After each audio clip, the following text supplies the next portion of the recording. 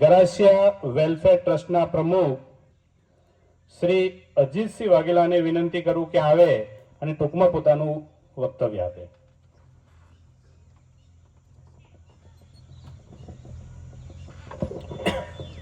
अस्सलाम वालेकुम. મંચસ્થ મહાનુભાવ, ટૂંક સમયમાં પતાવવાનું છે એટલે બધાનો ઉલ્લેખ નથી કરતો.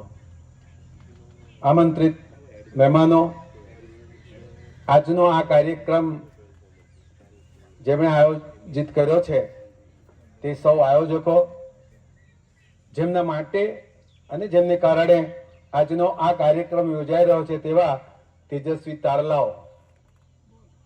મોગલ સાહેબે કશું બાકી નથી રાખ્યું. શિક્ષણ એ જ સર્વોપરી છે. જે કંઈ વિશ્વમાં પરિવર્તનો આવ્યા છે, ચમત્કારો સર્જાયા છે, એ માત્ર અને માત્ર શિક્ષણ થકી જ આવેલા છે.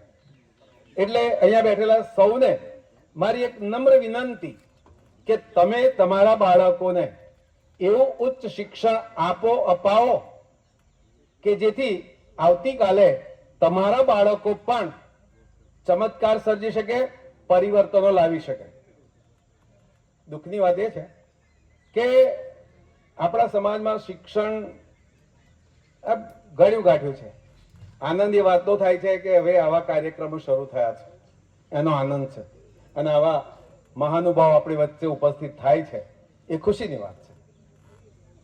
જે સમાજમાં મિત્રો શિક્ષણનો અભાવ હોય, ધર્માંધતાનો પ્રભાવ હોય અને માત્ર ને માત્ર નસીબ પર ભરોસો રાખીને જે બેસી રહે ને એ સમાજ, એ કોમ ક્યારેય આગળ ના વધી શકે, એનો વિકાસ ના થઈ શકે. અહીંયા બેઠેલા જે વિદ્યાર્થી ભાઈ બહેનો છે એમના માટે મોગલ સાહેબ બહુ સરસ વાત કરી કે તમારી રસ રુચિને વલણ પ્રમાણેનો તમારો અભ્યાસક્રમ તમે નક્કી કરજો અને આગળ વધજો. સફળતા તમને 100% મળશે.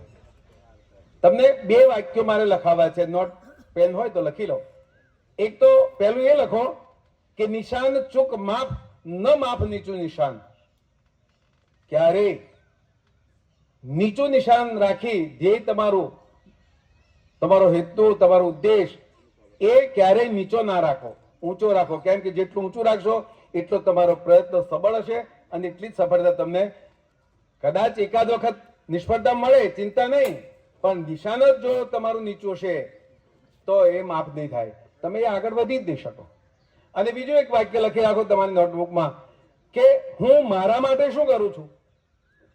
આખી દુનિયા તમારા માટે ઘણું બધું કરે છે. અહીંયા બેઠેલા આયોજકો, અહીંયા જે આવ્યા છે મહાનુભાવો, એ બધા તમારા શિક્ષકો, તમારા પ્રિન્સિપાલ, મેનેજમેન્ટ, સરકાર, આ બધા જ તમારા માટે કશુંક ને કશુંક કરે છે. કેમ કે તમે આગળ વધો, સુખી થાઓ. ઘરે જઈને જરા મા બાપને એટલું પૂછજો કે શા માટે મને ભણાવો છો, શા માટે મારા પાછળ ખર્ચો કરો છો. એમ કે છે, ટાળી દેશે થોડી વાર, મૂકને ખ્યાલ, હવે તું તારું કામ કર ને. બહુ જીદ કરશો તો એટલું કહે છે કે બેટા તું સુખી થયો. એટલે તો મિત્રો, આપણને સુખી કરવા આપણા મા બાપ આપણું બધું જ ધ્યાન રાખે છે, ઘણી બધી તકલીફો વેઠે છે અને આપણને ભણાવે છે. તમારામાંથી કેટલાયના મા બાપ એવા છે કે જે બિચારા સામાન્ય જીવન જીવે છે પણ તમને ભણાવવા માટેનો તમામ ખર્ચ એ ઉપાડે છે. તો આપણે આપણા માટે કશું કરવું જોઈએ ને, એ વાત તમને મારે ખાસ કહેવી છે. મોબાઈલમાં રચ્યા પચ્યા રહેવું, ટીવી પાછળ પાગલ થવું. આપણે એમ કહીએ કે મને તો આવડતું હતું, મને યાદ નથી રહેતું. ખોટી વાત છે. જો તમને યાદ ના રહેતો તો ડોક્ટર સાહેબો બધા બેઠા છે. એકવાર તમે ઘરેથી બહાર નીકળો ને પછી પાછા ઘરે જ આવી શકો. તમને બધું બહુ યાદ રહે છે.